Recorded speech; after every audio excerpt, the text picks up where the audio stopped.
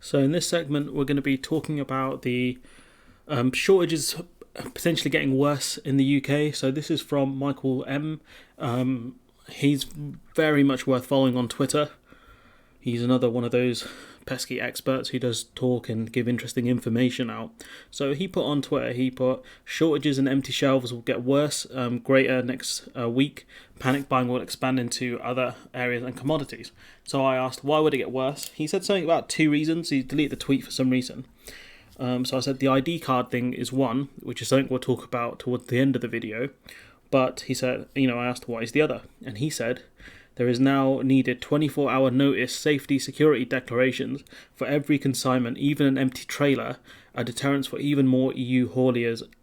For those who know about it, the others will be just refused entry. So what's happened is the UK have to do, companies leaving the UK, or GB, will have to do an exit declaration regardless of even if their lorries are empty. And they have to do that 24 hours before they leave. So I was like, why would we do this? And the reason's unclear. But we can see on the government website, sorry, my mouse has disappeared. So the legal requirements for an ENS declaration, that's the exit declarations, lies with the operator of the active means of transport. Oh yeah, thanks Dano for sending me this link actually. I forgot to mention that.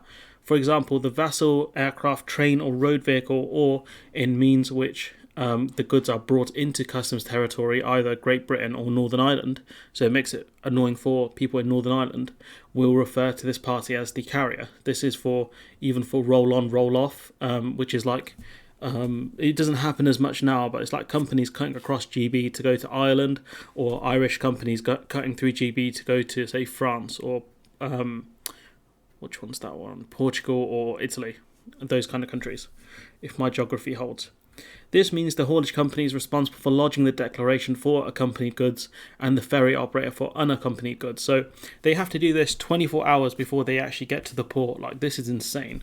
Where a ferry is transporting an unoccupied trailer or container, the active means of the transport is the ferry, even where the trailer or container can be attached to a truck. So they're putting the burden on ferries instead of the actual driver. So they're going to have to show all these declarations once they get to the port. And these are exit declarations, so it's going to make it even more difficult for drivers. Now, I did see some more interesting stuff in this article down here somewhere. There is. So this is about an EXS declaration, so an exit summary declaration. When will those be needed? Slightly different.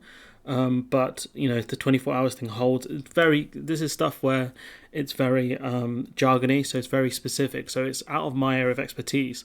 So of course, if anyone in the comments has more knowledge on this than I do, feel free to comment. But from my basic understanding of it, this is not great for hauliers exiting the UK essentially. So an exit summary declaration is required when the responsibility for ensuring this is submitted lies with the carrier. When do you need this? An empty pallet, container or vehicle is being moved under a transport contract. So if you have a contract of moving goods inside or I think outside of the UK, you have to have this exit summary.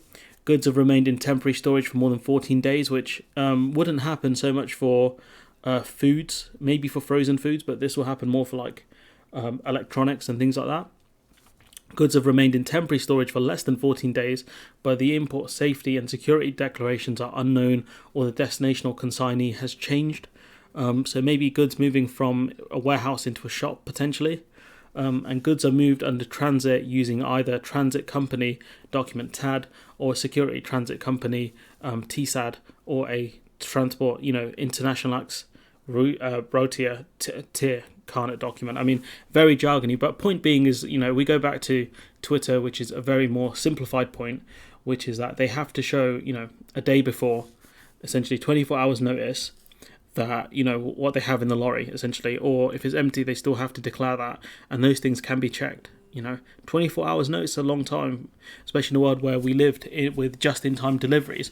And what that's going to do is cause problems for, lorries leaving not just NI. It's a bit of a weird one why it's happening to Northern Ireland. If, say, a lorry is going from Northern Ireland into Ireland, for example. But point being is that this is going to deter hauliers a lot more from coming here.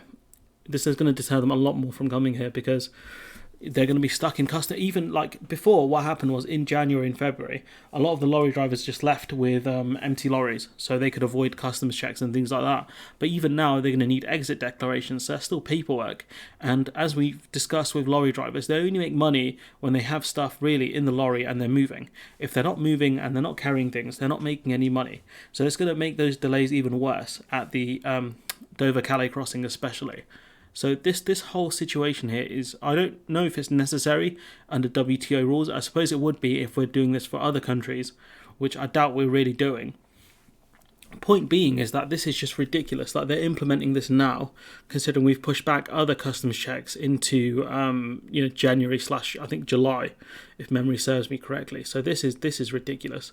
So we've covered this bit. The second bit, which is about the banning of ID cards. So this is another one where lorry drivers or people from the EU will be expected to carry around their passports for entry into the UK. They can't get around with their ID cards anymore.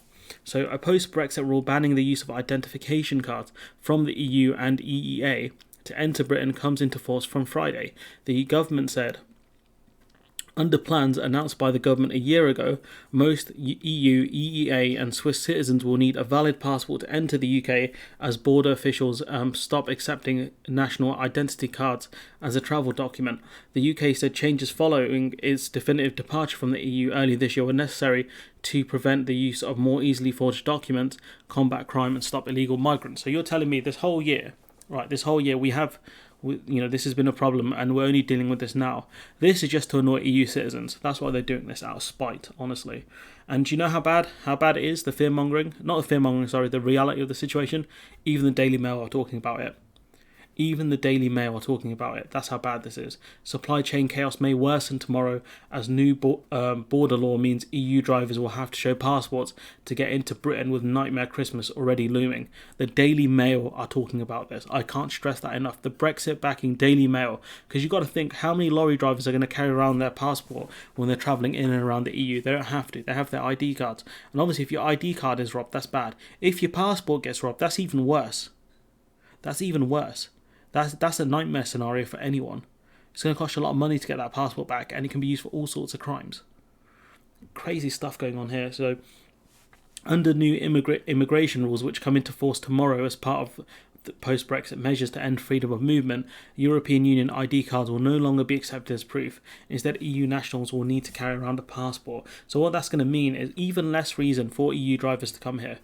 And we already, we've talked about how EU drivers don't really want to work in GB anymore because of the issues around Brexit, the stuff that we've said, and the IR35 changes, etc. We'll talk about that more during the week. But I found this story really important, that again we've shot ourselves in the foot here, and it might be the case that under most favourable nations we don't have to. This story here, we don't have to do. We don't have to do this under MFN or whatever. We don't have to do this. This is just to spite EU citizens. The other one regarding the exit declarations, maybe we have to do that under WTO most favourable nations rules, but we don't have to implement them now. We don't have to do that now because we've already delayed the other checks. What difference does this one make?